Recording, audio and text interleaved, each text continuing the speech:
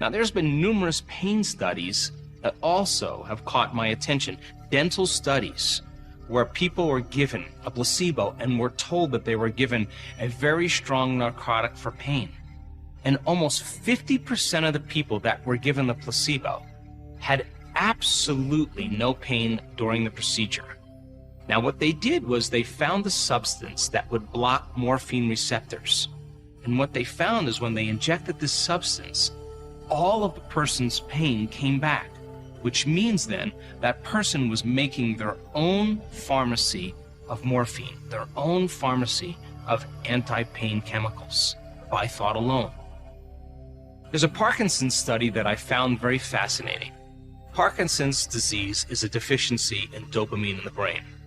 And when there's not enough dopamine in the brain, the upper motor neurons can't communicate well with each other, and it causes involuntary tremors or spastic paralysis in the body. So in the placebo study, they told the subjects that the placebo was a very strong drug that would heal Parkinson's disease and their symptoms. When they got the substance administered to them, more than 50% of the people with the Parkinson's disease, all of their symptoms went away. And one researcher said, well, if they no longer have any tremors, is it possible then that their body's making their own pharmacy of dopamine? So now, they did this little study where they injected a radioactive dye into their bloodstream that competes for the receptor sites for dopamine. Now think about receptor sites in your brain like parking spaces.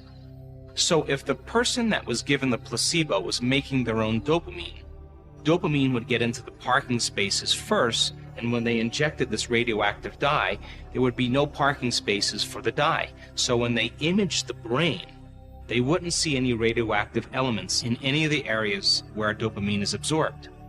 And if they didn't make their own dopamine and they injected the radioactive dye, then dopamine would not be in the parking spaces and the radioactive dye would get into the parking spaces, and we would know then that they were not making their own dopamine.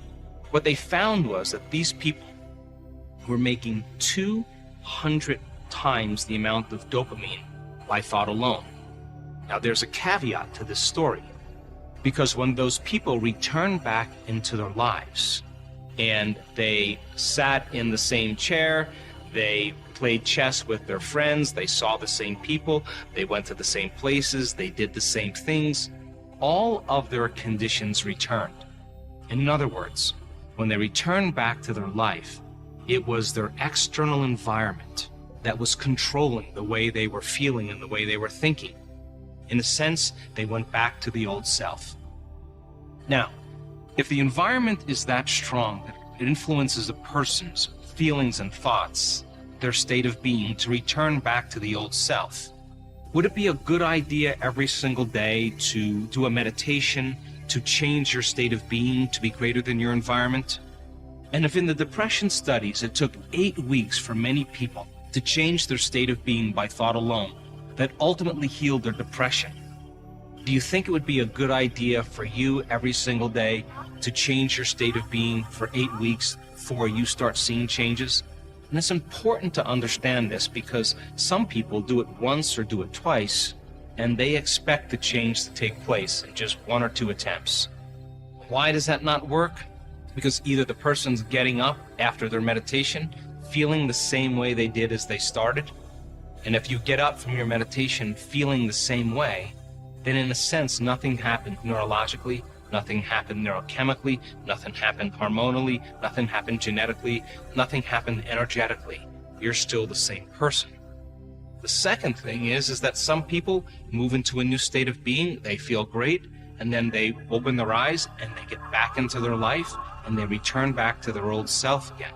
That's like eating a great breakfast, organic meal, and then spending the rest of your day eating junk food.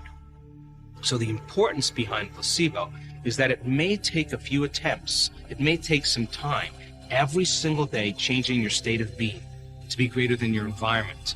It may take you a little time to change your biology. So how can you then move into a new state of being and change your body by thought alone? Well, think about this. How is it that the preacher in the deep south of the United States can move into a state of religious ecstasy and drink strychnine or poison and have no biological effects. Or the snake charmer, moving into an altered state of mind, gets bit by a poisonous snake and never has any blood coagulation. Or the tribes of the South Pacific move into a state of trance and walk across a bed of hot coals and never burn their feet. In each one of these cases, every individual made a decision with such firm intention that the amplitude of that energy caused their body to respond to a new mind, that the choice that they made in that moment changed their biology in that second. And in that instant, they were immune to the conditions in their environment. And in a sense, then, it was energy that began to affect their biology and changed their state of being. Now, in order for you to change some health condition or condition in your life, you're going to have to make a decision with such firm intention that the energy from that decision is greater than the hardwired programs in your brain and the emotional conditioning in your body. And your body literally has to respond to a new mind. That the choice that you make in that moment becomes a memory or an experience that you never forget. And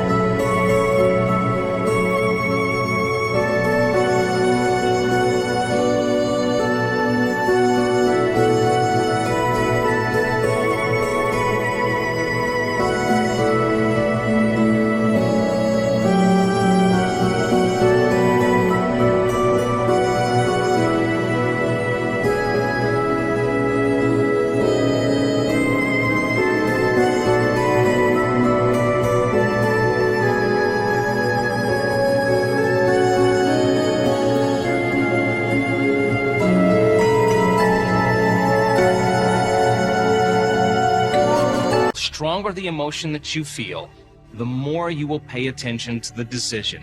And in a sense, then, you are moving your body out of the past into the future. Well, how do most people make a decision to change? They're sitting on the couch, they have their computer over here, they have their smartphone over here, they have the big screen TV over here, and they say, let me see, I think I'll change tomorrow. Now, the body's realizing it's not getting any new information, so in a sense, it knows you're not serious. It knows that you haven't changed your state of being, and in a sense, nothing's going to change. But think about a time in your life where you've painted yourself into a corner, and you had no other choice but to change. And you said, this is it. I don't care how I feel, body. I don't care what's going on in my life or what people think, environment. And I don't care how long it's going to take, time. I'm going to do this. And when you make that kind of decision and the hair on the back of your neck stands up, that's a new signal that's making it to the body. And in a sense, the body's literally getting new information, and now the body is responding to a new mind. It's that kind of energetic signal that the body gets that begins to select and instruct new genes. And remember, genes make proteins, And proteins are responsible for the structure and the function of your body. And the expression of proteins then is the expression of life.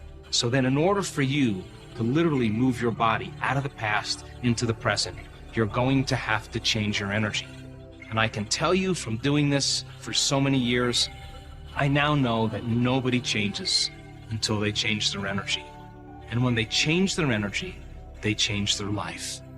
So then, how then do we get thought to begin to influence our body? Really simple. You will only accept, believe, and surrender to the thoughts equal to your emotional state. And you will not accept, believe, and surrender to any thoughts that are not equal to your emotional state. Here's an example. A person gets a diagnosis. The diagnosis is cancer. The diagnosis is rheumatoid arthritis. The diagnosis is multiple sclerosis. The moment that person gets the diagnosis, the moment they get the news and how the doctor delivers it, you can agree with me, they have some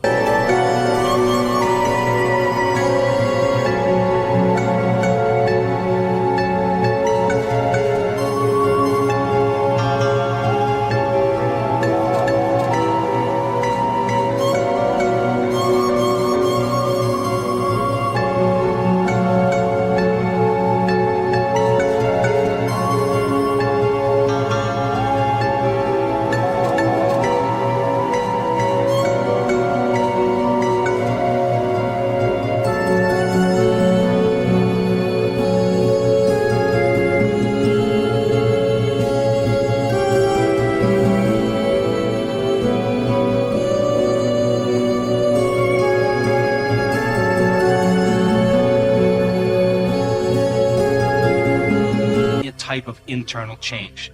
They're feeling an emotion like fear. They're feeling an emotion like pain. They're feeling an emotion like suffering. And they feel that change in their internal state. They remember that moment the doctor told them. The brain takes the snapshot, and that becomes a long-term memory. And now the person can say all they want. I'm going to beat this condition. But if they're still living by that emotion, and they're saying, I'm getting stronger every day, I'm getting stronger every day, and the body's feeling fear, the body's feeling sadness or pain, the body's feeling discouraged, that thought will never make it to the body, never pass the brainstem. And they can say that affirmation over and over again. So then it makes sense then that if you begin to change your emotional state, and instead of surrendering to fear, start surrendering to love or gratitude. And think about the emotional signature of gratitude. Something is happening to you, or you are receiving something. So this signature emotionally is the perfect state of receiving. So if a person is feeling fear, they cannot accept, believe, and surrender to any thought that's not consistent with the feeling of fear. It never makes it to their body. Change their state from fear to gratitude and have that person open their heart and, in spite of the news, begin to change their internal state. If they're in a state of gratitude and they're in a state of receiving, they will accept, believe, and surrender to the thoughts equal to that emotional state, and they'll begin to program their autonomic nervous system into a whole new destiny. Here's an example. We had a woman come to one of our follow-ups for the weekend, and she was scheduled for surgery, and she had a car accident, and she could never get away from the debilitating pain. And the pain created the emotions of frustration, of anger, sadness, felt really, really limited and victimized by her condition. And so she scheduled the surgery for the Thursday after the event. Now, in this event, she had to understand that she had to trade those emotions for gratitude. And by opening her heart and really feeling gratitude in spite of her past, in spite of her pain, in spite of what would be potentially happening in her future, she literally got in the present moment and opened her heart. The moment she started doing that, she started to notice a big change in the way she was processing information. In that moment, she felt a significant change in the heat running down her spine, and by the time that meditation was over, She had absolutely no pain in her body. Now, the way she came to that event was she couldn't even sit up in the chair. She was having such extreme spasms. But by the time she changed her emotional state and moved into a new state of being, it was the right formula that began to program her autonomic nervous system to begin to do the healing for her. If you ask her who did the healing, she'll tell you it wasn't me that did it. It was some intelligence that's greater than me that did the healing for me. I just got out of the way. And she moved from one state of being into another state of being. And just like those placebo studies, all of a sudden their symptoms began to change and her body began to respond to a new mind.